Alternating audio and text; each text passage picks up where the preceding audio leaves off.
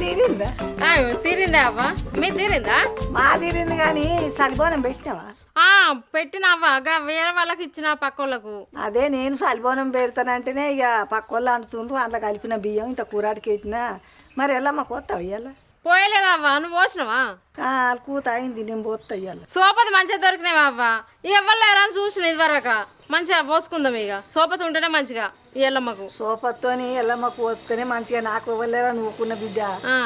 సరే సరే అవ్వా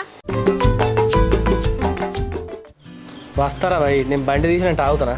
10 నిమిషాలు పట్టు ఉంటావు ఏ మనిషి ఎటు బాగులేదు ఇవాళ ఎల్లమ్మకు వస్తుంది ఇంట్లో తాగి తందనాలు ఆడితే తాళలం అంటే నడవది అర్థమైందా ఇంట్లో పని ఇంట్లో అమ్మకి చెప్తున్నావు కదా ఇంట్లో పని కూడా సాత కదా నీకు అట్లా నువ్వు చేసి చూడు మరి ఇంట్లో పని వెళ్తుంది నీకు చేతి వెళ్తుంది ఏదైనా ఇది పక్కింటి రామయ్యుడు జాబ్ ఎత్తుంది అటు ఇంట్లో పని మొత్తం చేసుకుని పిల్లలు ఎంత పని పెట్టుకుంటుంది నువ్వు చిన్న పనికి ప్రతిదానికి ఇంట్లో పని కూడా సాత కానీ తోటి ఏ పని సాత కాదు